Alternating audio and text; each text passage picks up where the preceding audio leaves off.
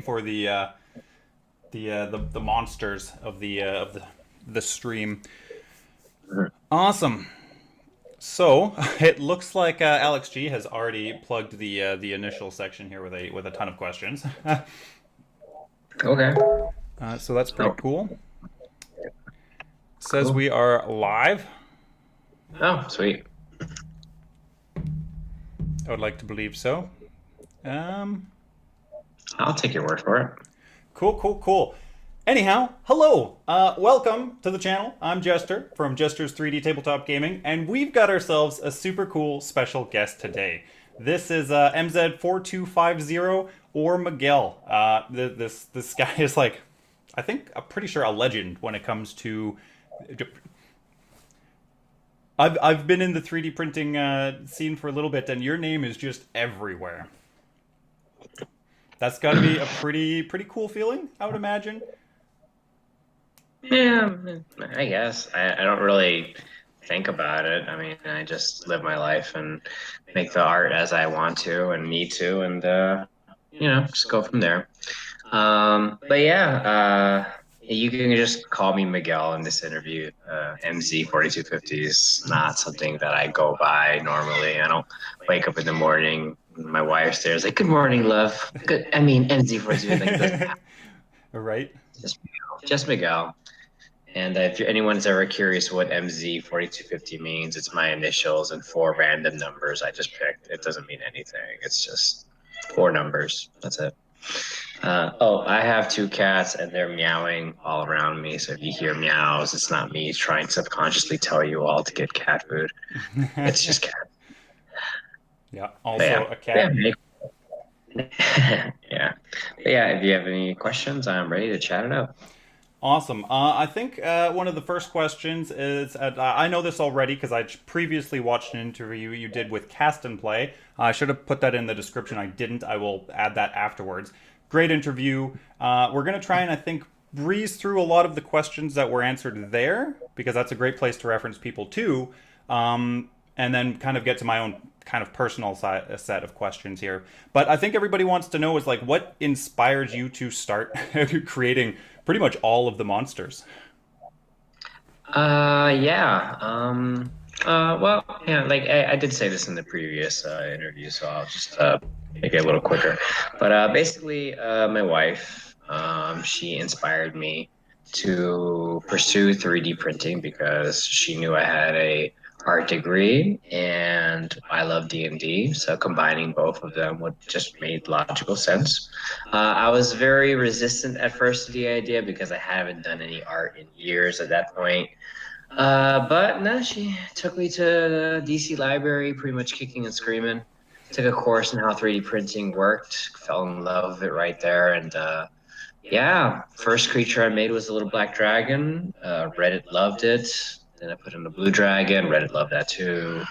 And then I just thought, you know what? Why not make the whole monster manual? So I taught myself how to use Blender. I got my own printer bot, Simple Metal, which was a real workhorse of a printer, although it broke down a lot. It was one of the first gen commercial ones, so that kind of just happened.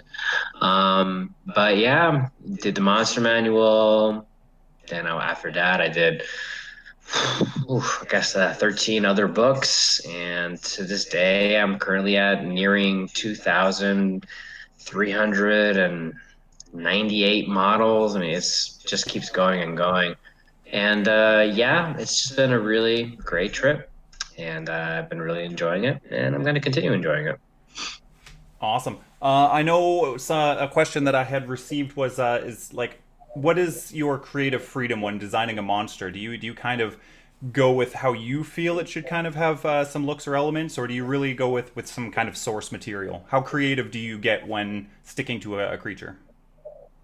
Well, source material is always nice to have.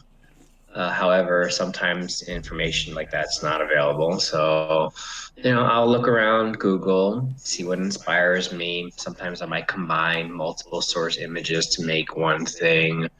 I always consider, though, if it can be printed or not, and especially if it Which is can be big. printed on FDM or not. So as creative as I could get with a lot of things, there's a limit to 3D printers in general, so I always try to tone it down a little to make it a little bit easier. So it's just a mixed bag. If it's like a D&D monster, I if there's an image of it, I'll just go with that. Maybe I'll change the pose a little to get a little creative. So yeah, it's very case by case. Very rarely is there a situation where I don't have something to work with, and I just have to come up with something out of the fly. Um, like if it's a patron request, though, sometimes they just draw their characters, and not always the most greatest drawings, but you get the gist of it. One of my favorite actual situations of that nature was this guy. He said, "Can you make my daughter's adventurer?" And it was this halfling with like a funny hairdo holding a beer mug, but like a little kid drew this. It was not like a professional artist. And I was like, you know what? I used to be a kid. I know what this kid was going for. I'm gonna make this happen. And I made the mini out of it. They loved it, so it was fun. So yeah, very mixed bag when it comes to the source imagery and all that. Oh, that's super cool. I'm gonna pull a question from the chat here. Favorite D&D monster? Gosh, that's a tough one. There's just so many. I'm definitely gonna have to say a beholder. Beholders are definitely my favorite, and it's not because I'm actually a thrall of a beholder's controlling me across the room right now. I am a human being. I am a human male. This is not an illusion. Yeah, Dispel beholders magic. are definitely. No, it's not. I'm definitely a human male. Awesome. Good to know. Good to know. I had asked you what your favorite miniature you had crafted was, and I believe you said the green dragon, so I had gone ahead and prepared him. Oh, nice job. Oh, that's a new one, the one I made recently. Nice. Yeah. Yeah. Yeah, I think one of those dragons was a real. Whew, that was a lot of work. That was probably the most work I ever put in any single project as of recent.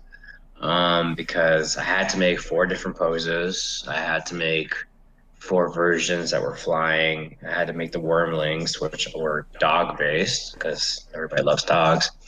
And yeah, it was. Yeah, I think.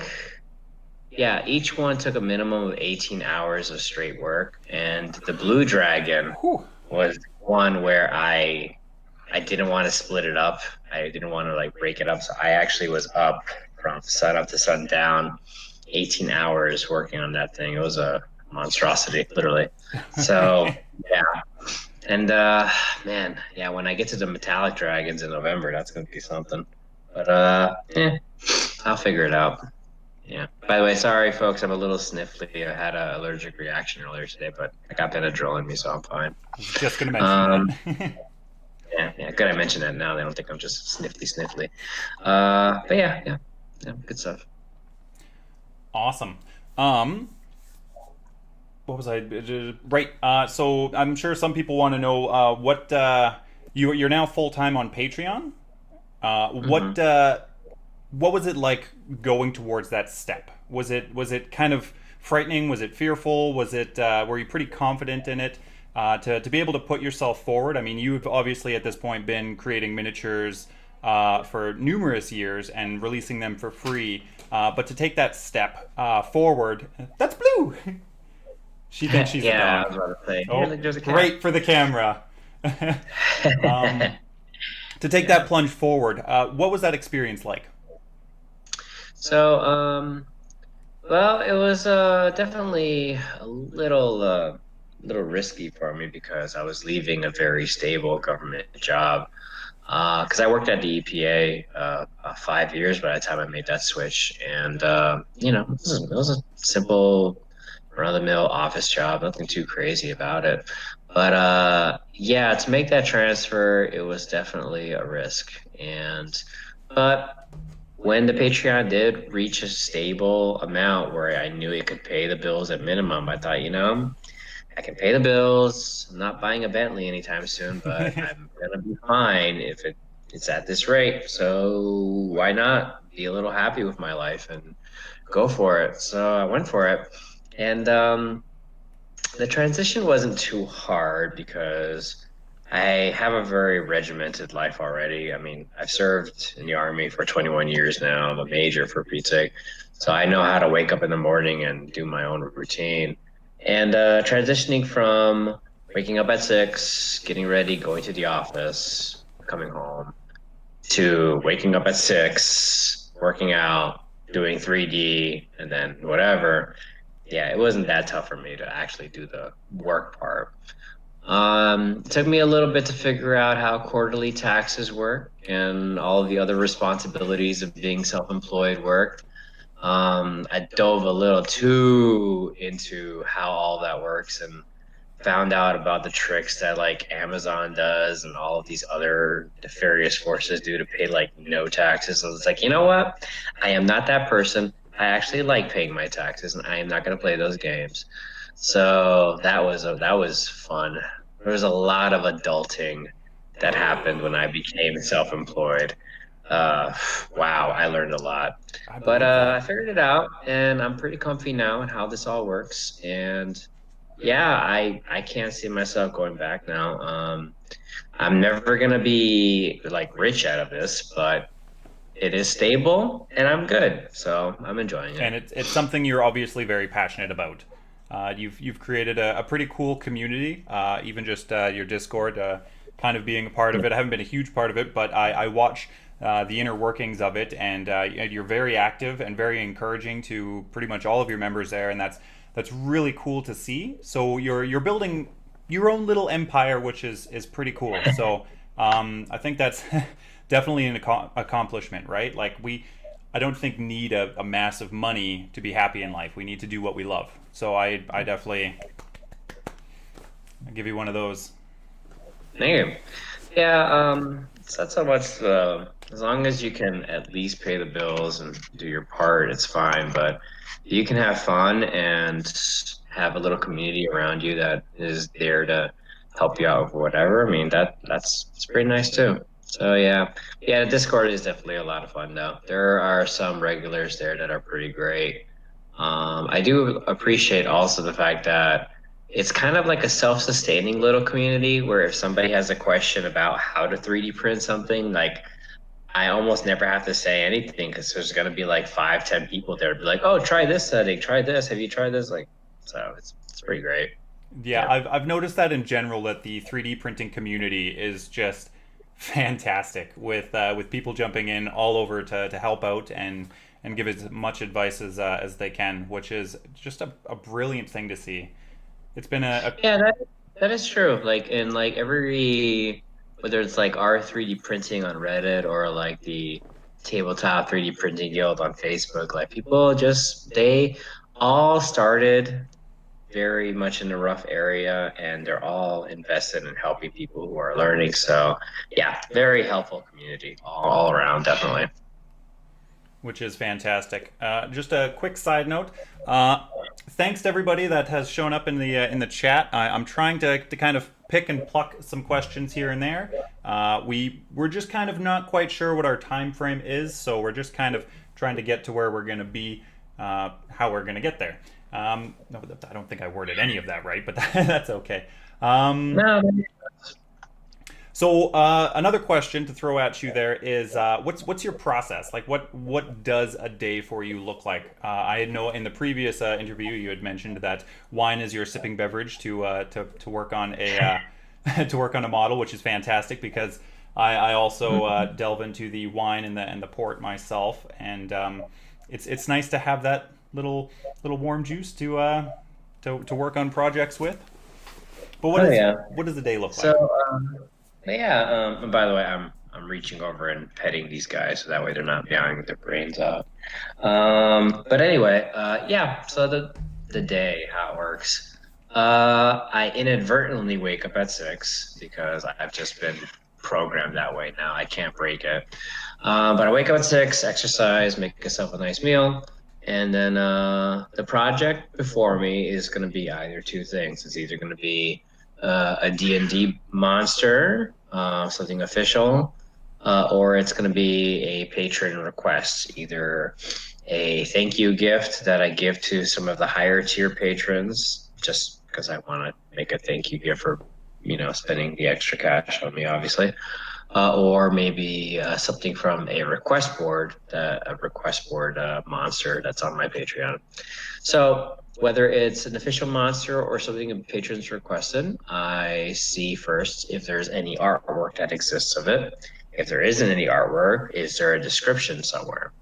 And then once I have the source imagery laid out before me, or at least image in my head, then I start the basic foundation of the 3D modeling process. So if it's a monster that's not humanoid, I start with a cube and I extrude and sculpt away until I have a beautiful piece of work. If it's a humanoid,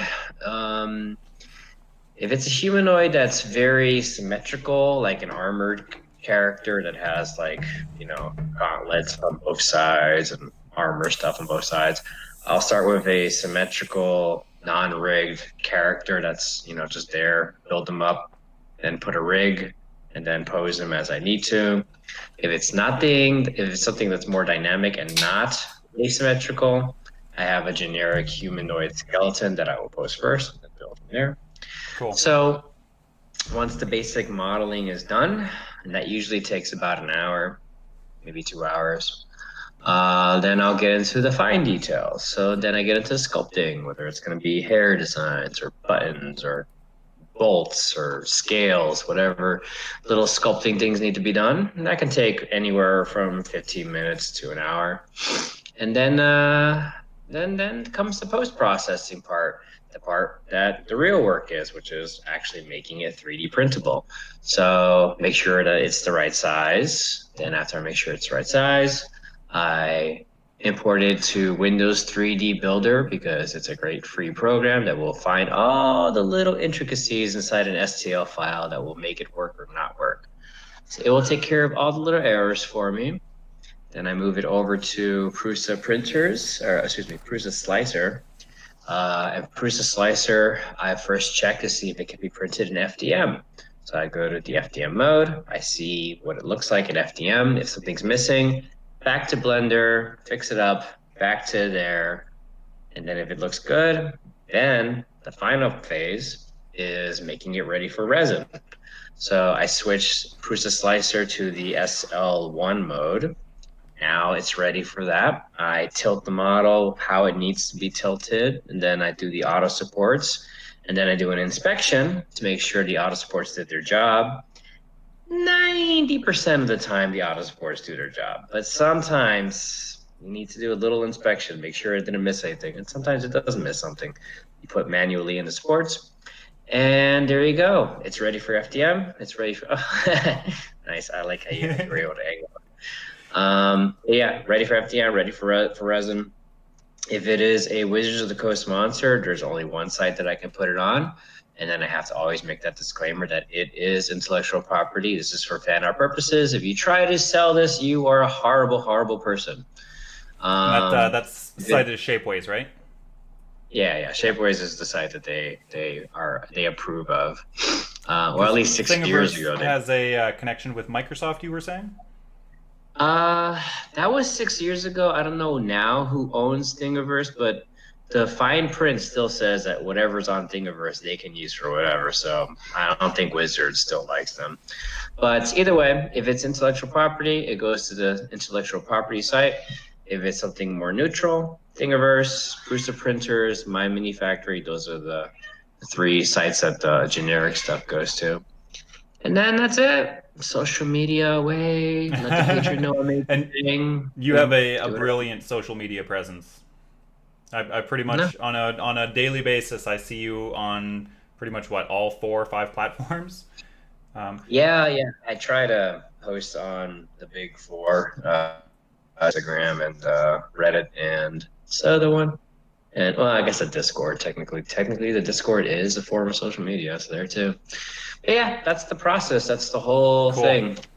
The art portion is about 2 hours. The post-processing is about an hour, and then there you go. And then take a break, and then I do the next one. And if I can do 3 models in a day, that's a good day. That's a good day. Follow up to that question would be: have you printed every single one of your minis? No, no. I have printed the majority of the source books from D&D. So the Monster Manual, Volos, Mordenkainen's, and about 8 of the campaigns. Hey, that's my female ogre. I remember her. And about 8 of the campaigns, definitely, but not all of them. Like Descent to Avernus, nice. So like Descent to Avernus, I did not print that. What else? Mines of Pavander. No, well, technically everything in the Monster Manual is in Mines of Pavander, so I guess that doesn't count. But yeah, and then of course there's like at least 1,000 models alone that are just patron requests from things they just wanted, and nice. And yeah. So not everything. It's just I don't have the storage. I don't have the space to print to have literally 2,300 some models. I don't have it.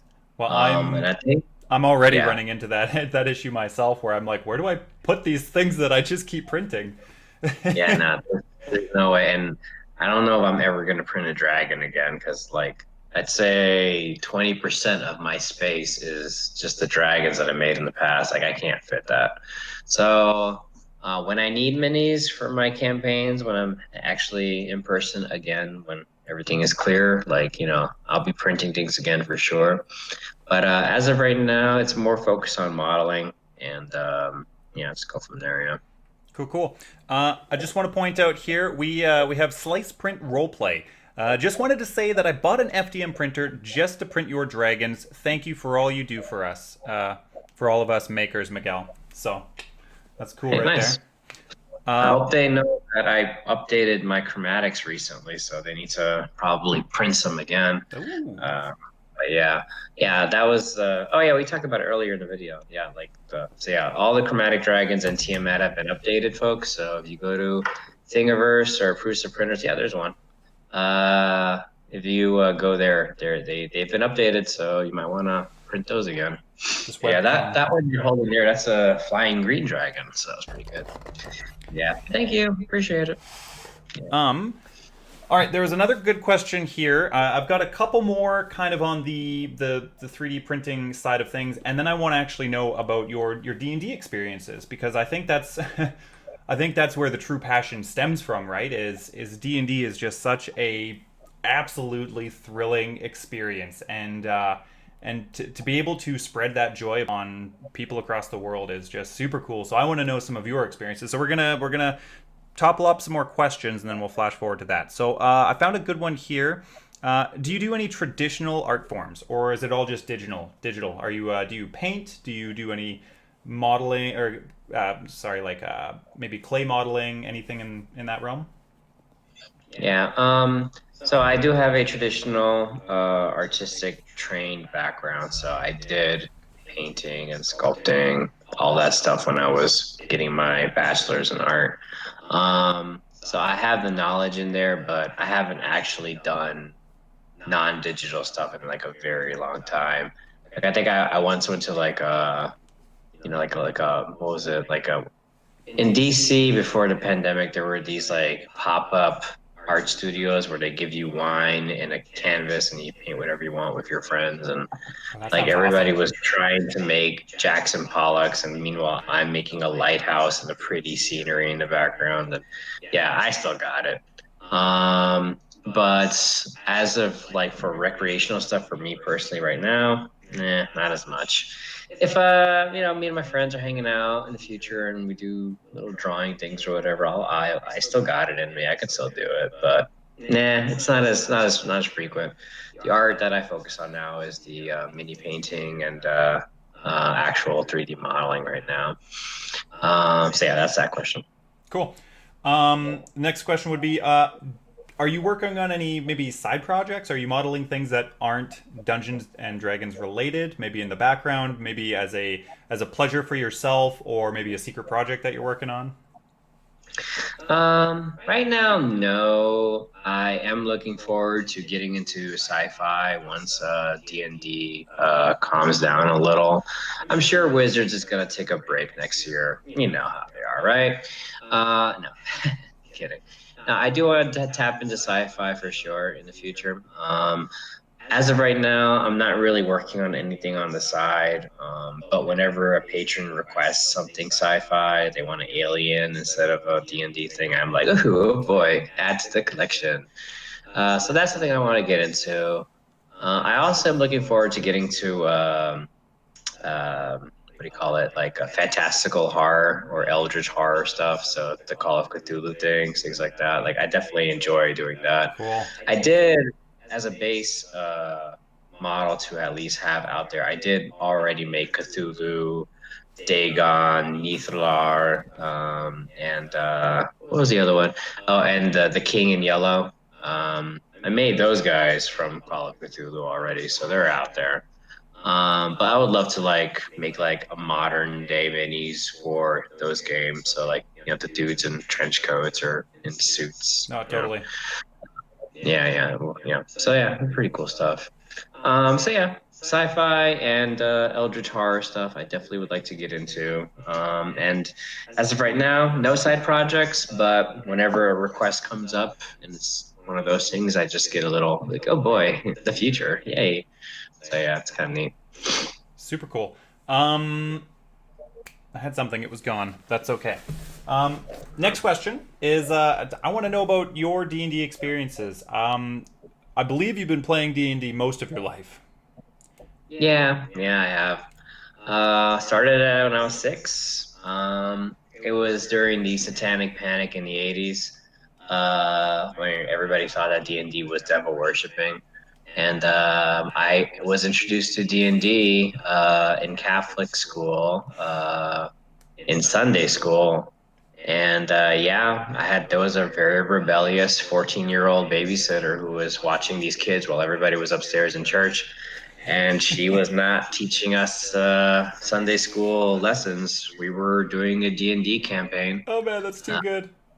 yeah, my first character was a just a generic fighter, and she made like a kids D&D. So like instead of regular swords, we had wooden swords, and instead of like fireball, it was like fireworks. Like Oh, that's she made it adorable. very PG D&D. It was super cute. But yeah, that's where it started. And I played in high school and in college.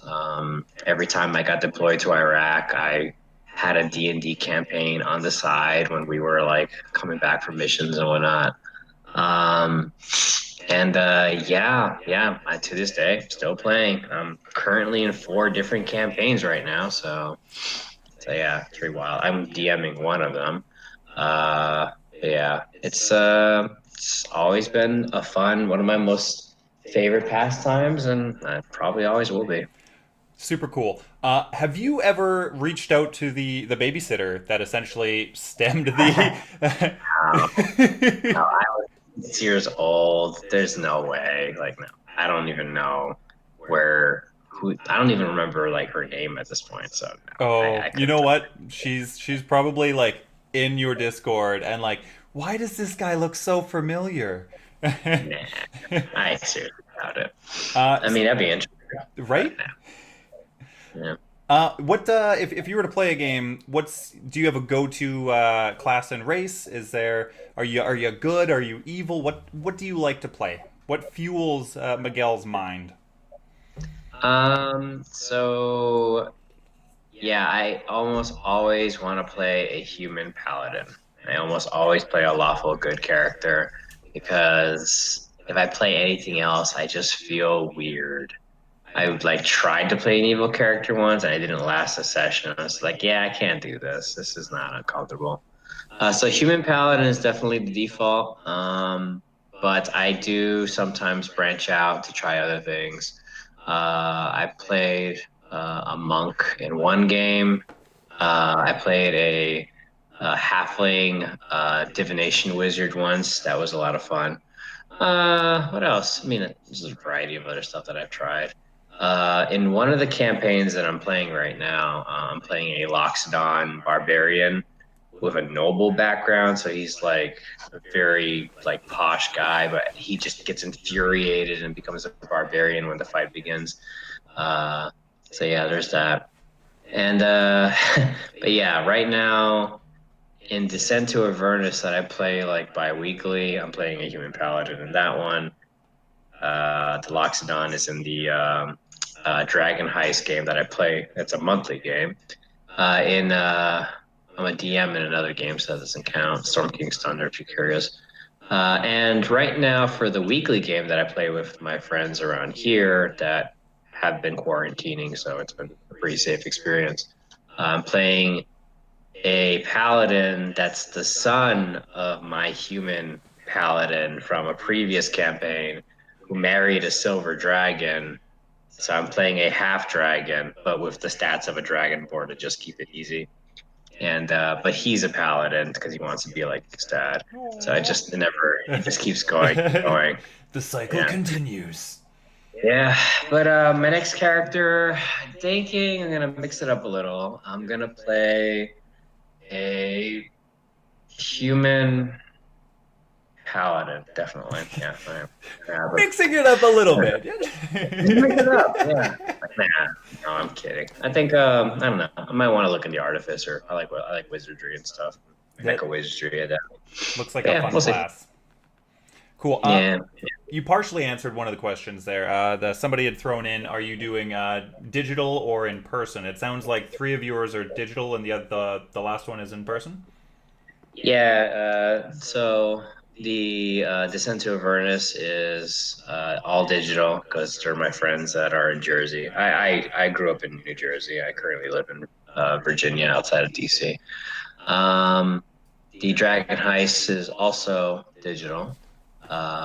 The game that I DM, Storm King's Thunder, that's digital too. That's just friends from all over. But Curse of Strahd is the one that I'm playing right now. That's in person, but they're friends that are all like me. They've been quarantining this whole time. They've been doing their part, so it's a much more safer experience. So yeah. And I'd love to play in person in all of them, but I'm not gonna be flying once a week, to go hang out. So yeah. So. Do you have a preferred method of playing in terms of like, are you strictly pen and paper? Do you like to do maybe dungeon tiles? Are you a just a quick drawn map kind of a guy? We personally use a TV laid down with the images on top and then 3D printed elements to add on top of that, and that's been working really well for me. What's your favorite and your go-to?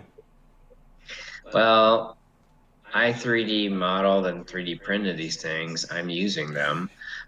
So when we do play in person, oh yes, I'm using my goddamn minis. I made these things. They are being used. Sweet. So yeah, no, my preference when it's in person is minis. We do have also the TV set up here, so we do project the maps down there. My wife, for my birthday this year, she got me a subscription to Dynamic Dungeons. It is another Patreon, definitely worth checking out, where they do these really awesome 3D rendered maps that have like visual effects and fires and stuff. Oh yeah, definitely check it out. It's really great. Writing that down right now. Yeah, Dynamic Dungeons. It's beautiful work. Yeah, their maps are these MP4 videos that you can put on a loop, and it's just, got the grids and everything, but it's like really cool stuff. But anyway, yeah. So I prefer using minis and cool little maps. I don't really do dungeon tiles because I don't have the room to keep them. I just don't.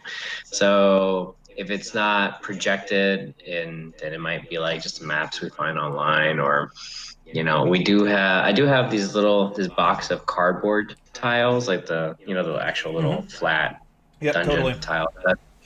Yeah, so there's that. We got that. That's my preference. For the online games, 2 are in Roll20, so there's that whole process. 1 is just the theater of the mind.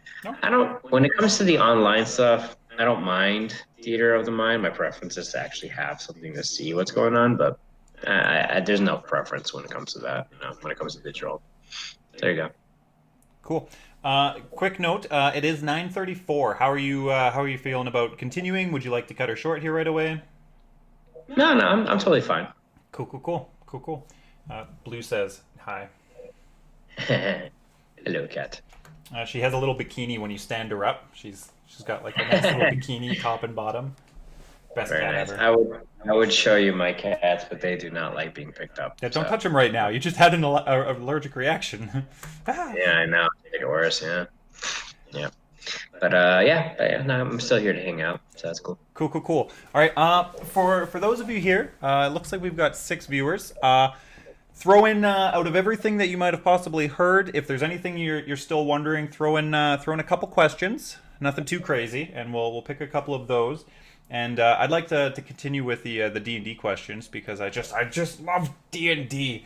I need to play it more myself. It's just it's the best experience that I've recently stumbled into. I've only been playing myself for like 4 years, but we have so many games that just like start and then just crash and then start and crash, and we're in a really stable group right now, so I've just been absolutely thrilled about all of it. So I can't get enough. It's such a great exercise and a wonderful social experience. Like sometimes you just need to take a break from the world and just enjoy the heroic visions that of which you think you can be in your mind and have a good time with friends. So it's a great pastime, and I think it always will be. And yeah, so I totally hear you right there. It's just great. Yeah. Yeah. Cool. So question for that is, do you have an like all-time absolute D&D experience? Like something that just like always resonates in the back of your mind, that when you think of D&D, this just it touches your heart. I think that probably like one of the best moments would be so many. Wow, it's a kind of hard question to narrow down on. I think one of my favorite experiences though would probably be it was a couple of years ago. I made a fifth edition version of the Rokugan setting, and but the characters were from the Forgotten Realms that were there for a variety of different reasons. But my favorite game was they had just reached level 20. It was the end of the year-long campaign, and they were taking down this gigantic Godzilla-sized thing that was about to destroy a city. That was all part of this fiendish plot coming together. And the fact that it was just such a great game because they were using all of their strengths together and coming together as a team. And it was just like it was a culmination of just all of their best feats and their best capabilities together as a team to take on this massive problem. And then of course I threw in cameos from different characters that came from all over the campaign over the year that were showing up to help them, and it was very much a Avengers Assembles moment at one point. And yeah, I think that's definitely one of my favorite moments, was just seeing them coming together. No DM hints needed, no nudges. It was just the players being the players and figuring it out, and it was really great. So yeah, that's definitely one of my favorite moments right there. That is definitely pretty magical right there. Some end game material, it like just something you're building towards for so long, and just to see it come together as this masterpiece it's gotta be satisfying. Cool. No, I love that. Absolutely. Mm-hmm. All right, we're gonna see if there's any questions that have popped up here with. That question was answered already. Favorite D&D artist or image? Favorite D&D module, and most epic death of a character. These are all from Robbie MAQ. Nice. Favorite artist? Gosh, there's a lot up there. I think Richard Winters definitely be one of my favorite ones. I like how he posts just his sketches just online, just to show people like his process. And just all in all, just a really nice guy. So he's definitely my favorite D&D artist for sure. Favorite module? I don't know. There's so many. I mean, I do like horror settings. So Curse of Strahd is definitely up there. But I also like just epic, fantastical, adventures that make you travel all across the world and whatnot. So Storm King's Thunder has been pretty great. I mean, you just go all over the place in that one. But like as for like my favorite ever, like nah, I can't really narrow it down. There's just so many good ones. As for what was the third one? It was artist, module, Most and epic death of a character. oh, let Instant me see. chuckle. Just... Yeah, instant chuckle because there's been a lot. Uh, I think my favorite one was it wasn't my fault. I wasn't the DM, but it was in one of our first campaigns with my friends from around here. The DM just decided to throw in a beholder just to see what would happen. And shocker, a death ray came in at one point and it killed off the group's bard. But while the death itself was not that out of the ordinary, it's a laser. You're dead. The end.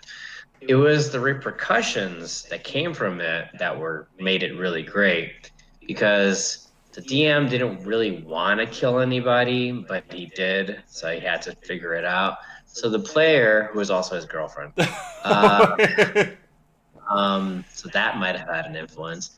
She really wanted to keep that character, so they worked out making her character come back as a revenant who was focused on killing aberrations, so ogres. And she went from this like nature themed bard, like very like of the woods, natural freaking beauty, fae princess, to like this death metal hard goth bard. And it was just great. Like so, yeah, that was the favorite death because of what came from it was this super dark, like awesome rock death metal bard. And then at the end of the campaign, like she was over it. She didn't have to be a revenant anymore. She already fulfilled her revenge, and she just looked in the mirror and she said, "Yeah, but I really love this look." So she kept being an undead just because she liked the look. That's So yeah, that was my fantastic. favorite death. Favorite death because of its repercussions. Yeah. Cool. Super cool. Love it. Absolutely love it. All right, what do we got here? Turn the camera if you can and show your mini collection or your mini storage. Is that a Okay. possibility? Yeah, it's right there. Let me see if I can make this work. Yeah, I can make this work.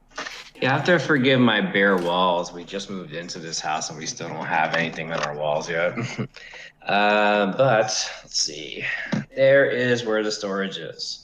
So they're IKEA, cabinets, Nice. and they do a pretty decent job of, keeping all the minis safe from the cats. And yeah, they do a good job.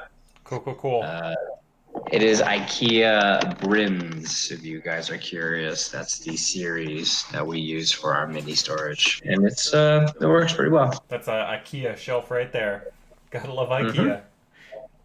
Yeah. If you need absolutely basic stuff, yeah, it works. So there you go. All right, we've got one more question here from the audience, from Alex G. What other games have you played, or is it just D&D? I mean, games is a very broad term. I mean, I love playing Star Wars Squadrons right now and Ghost of Tsushima. I like Mario, right? But no, I mean, video games is obviously another thing that I enjoy playing. When it comes to tabletop, um, now D&D has obviously been the majority of my tabletop gaming, but I have played other things when folks wanted to try stuff. So, White Wolf, I did a campaign in that at one point. I did a Cyberpunk campaign at one point too. Let's see what else was Cyberpunk, White Wolf, and What was another one? There was another one. No, actually, no. That was about it. Yeah, those were the other two games that I did play at some point. Also, just as fun. Different mechanics, obviously, but still, it's all playing pretend with rules and having fun with friends, and that's what matters. I 100%. wouldn't mind trying Vampire the Masquerade at some point, and I also wouldn't mind trying a Call of Cthulhu. Actually, during one of the recent conventions before the pandemic, I did play in a couple of Call of Cthulhu games. They were fun. They seem to always have the same theme where everyone dies. Very What? curious. Wonder why. No, no. It's very strange. Yeah. But yeah, I've played those other things too. And so yeah, there you go. Do D&D you still. do you have like a board game collection? No, not really. No. We have a shelf downstairs of like just generic board games. If we like Monopoly, have it Clue. over. Yeah, yeah, exactly. But nothing so extravagant as like just like stacks of games. Like now, there's a chessboard and a backgammon and a couple of really basic stuff, and Cards Against Humanity, but like nothing extensive. Yeah. Cool, cool, cool. Just gonna tap in here real quick. Cool. Jumping back to the modeling side of things, there. Do you have some favorite artists out there? Is there anybody that we should be keeping our eyes on that's designing minis that you may have possibly grown a great friendship with, or that you were particularly just really fond of? Yeah, I mean, I can think of just two because they are my friends, and I really do appreciate the work that they do. But we were talking about this earlier. But Mia K, if you look up M3DM, her work is absolutely fantastic. She's doing baby monsters recently, which are so They're cute. so cute. Um, yeah, oh, they're so cute. But yeah, no, but she's made great works too. She follows the same mentality of me of ensuring things are always free. Who else? And then another great artist is Duncan Shadow Luca. Really high quality work, great, excellent work. All in all, just a really nice guy too. He shared like at one point some programming tips with me that were very very helpful. Um, but yeah, so yeah, it's a really nice guy. But yeah, those are the two artists that are my favorite miniature artists that are really really great. And yeah, yeah, they're just all really good friends. And I wish them luck in all the work that they do. And anybody else? That's it. Yeah, yeah. And it is a field that is continually growing. There's just hundreds of people that are doing this now, so it's just going to keep getting bigger and bigger. But all in all, pretty nice work so far. I'll jump into to add on to that as well. Yeah, M3DM she's just amazing. She's fantastic and just wonderfully kind. Definitely worth checking out. 100%. And yeah, so we've got about 12 minutes left, and then because I think at your place you're looking at getting close to midnight. Yeah, Yeah, so it's fine. Okay, I'm probably gonna play Squadrons again anyway. oh, nice, perfect. Yeah. So I think in some closing kind of statements here, what would you say to those maybe possibly thinking of chasing 3D modeling as a career? Do you have any words of wisdom? I know you had touched on this on the other interview with Cast and Play. Once again, I'll put a link for that down below. Yeah. Yeah. So yeah, I did answer this in the Cast and Play one. But nothing wrong with saying it again either. So yeah, when it comes, if you to anybody who's interested in doing this kind of thing, um, to keep in mind that it took me 5 years before I could have enough of a stable income. Go Kitty. Uh, it took me 5 years before I was able to have a stable enough income to actually want to do this on my own. So if you really do want to do this, I recommend you do not quit your day job. You need to have some kind of stable income because it takes a very long time for you to build a name for yourself and to have that notoriety to basically to build something from this. So maintain some kind of stability when you start. When you do actually start doing this, you need to pump things out pretty regularly. It takes, it takes a little bit of sacrifice, obviously, because if you're a very talented artist and you want to make everything super high detailed, that's nice. But don't forget the things that you're printing are going to be this big. And even high quality resin printers are not going to pick up hair follicles and sweat glands and little iris details. Like, you're going to have to let go of some of the things that you learned when it comes to 3D printing, because if you spend more than a week on one thing, or more than a month, as one person that I saw once, on one model, then you might as well just not even bother, because you need to pump out things at an extremely fast rate if you want to maintain some kind of competitiveness in this. So there's that. The other tip that I can give you is your social media game needs to be on point. So follow a lot of people and get as many followers as you can.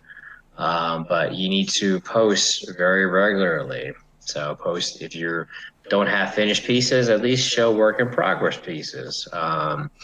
But Twitter is gold, Instagram gold as well. A Reddit presence is very important too. So you need to basically be very proactive with your social media experience, because that's how you would make money off of this if you needed to. The other word of advice I can give is,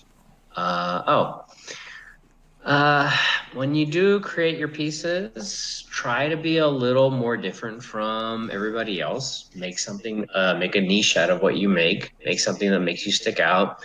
Because if you just create a skeleton soldier or a goblin, like, there's so many versions of that out there right now. You're not going to be adding anything new.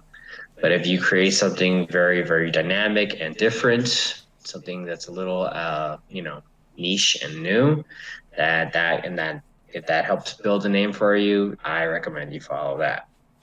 Let's see what else. What are other tips? What's another tip? Oh yeah. Don't be a dick.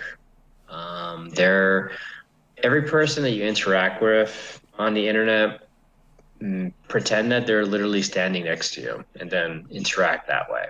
Because if you're mean to even one person, even if it might be justified that they were a jerk, The internet remembers those things. the internet remembers. And if you don't build yourself as being a person that is actually a human being that cares, and you come off as a jerk, the internet will remember, and it can come back and haunt you. So just be nice. Now, obviously, if somebody's being a jerk, then don't freaking be a pushover. But, if you can walk away from something that has no repercussions, then just do it. It's not worth it. Pick your 100%. fights. So be nice. If someone's a jerk, is it worth it? Is it?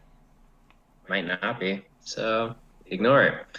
What else? So yeah, good social media skills, be nice, practice. Oh, that's a big one. If you have a full-time job and you want to do this, you still need to throw in a couple of hours a day.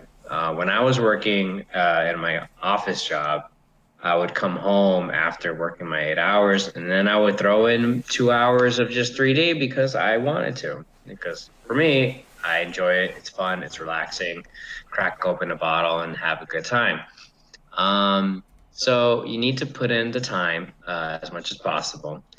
And if you are doing this full time, like you've reached that point where you want to do this full time, then you need to treat it like a job. So make yourself a schedule if you need to. Make a nice regimented lifestyle if you can. Something methodical, something that can actually be looked upon in a professional aspect. So treat it like a job, and just be the professional that you are. So yeah, that's about it. I think those are the major points that I can think of right there. Cool. We're gonna do one more question. And Okay. this is, have you ever thought about starting up like an actual company? I don't know. I don't quite know how that would work. Nah, I'm pretty much very content with how it is right now. I'm my own boss, and I don't really need like a team of people to do what I'm doing. Like my wife alone helps me in so many ways. Adding something, another person or a group of people to that would just seem kind of redundant. So no, I don't really have an interest in making a company out of this. It's very stable and it's very much ideal just the way it is right now. Um, I know that the work that I pump out is equivalent to, a whole studio. So I guess if I did have a studio of people, maybe I would pump things out faster, but I'm good. I really am good. I don't see the a benefit to adding more people to this. I'm fine with it just being me, and when she has time, my wife helping out too. So I'm fine. No interest in that. Never. That doesn't seem like a goal. I've reached the point where I'm very comfortable with how things are. I just figured out taxes for Pete's sake. Do I really need to learn a whole new spectrum of taxes? Because when you have employees, that's like a whole thing. Wouldn't want to deal with that. Figured out myself. Do I really need to figure? Like, no, I'm good. Yeah, yeah, no, I'm good. I'm sure I could if I really wanted to, but I don't need to, so I'm fine. Cool.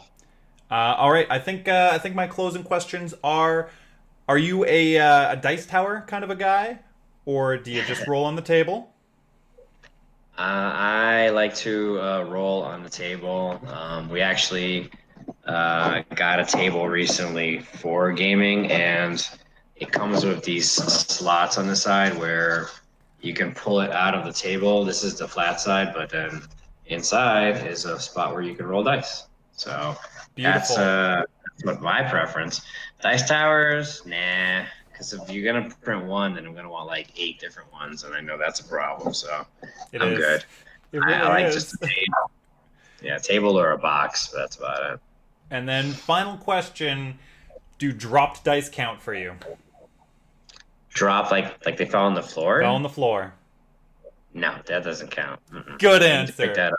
You passed To that. pick that up and roll it again. And if Yep. it's cocked, it doesn't count either. God damn You passed the whole interview. Flying colors. You nailed it. Yeah, yeah. But yeah, no, I appreciate the time and thanks for interviewing me. To the folks that are watching, thank you for your company, obviously. But yeah, yeah, I'm just gonna continue doing what I'm doing, and it's fun. It's very relaxing, and I want to keep it that way. But yeah, I do appreciate your time. Cool, cool, cool. In closing notes, Miguel has the YouTube. He's got the Twitch. He does live streams of his creation, so that's definitely something to go and check out. You know what? Watch his process. Watch how he does it. His Patreon is fantastic. It's very nice. And the nicest thing is you get access to a Google Drive, which is just super cool because his models are free. They're everywhere. But Yeah, having them alphabetically sorted and in the folders of whatever source book it is, it's very nice and very convenient. So definitely head over, give this guy some love if you haven't already. I would imagine that anybody that's here is already showering you with love. Thank you so much for coming onto the channel. It was super cool. Never done one of these. I'd like to think it went pretty good. It was a yeah, lot of no, fun. mhm. It was a lot of fun. Yeah, no, yeah, no, definitely a lot of fun, and good luck with everything that you do, and I hope your channel keeps growing. And yeah, this was definitely a lot of fun, so I appreciate it. Cool, cool, cool. All right, Miguel, thanks for coming on tonight. You have yourself an awesome night, and I hope you're feeling a little bit better from your cats earlier. And I'm already fine. cool, Yeah, cool, cool. thank you though. All right, have a All good right, night. have a good night. Take care. Take care. Bye. That's just me. Oh boy. All right. This is really weird. All right. So, thanks to everybody that jumped in and checked that out with us and threw in some questions and just got to get to meet him because it was pretty cool all around. Anyhow, I'm Jester. I had a good time. I hope you had a good time. Until the next time. Bye bye now. Click. Oh crap! This is the awkward goodbye.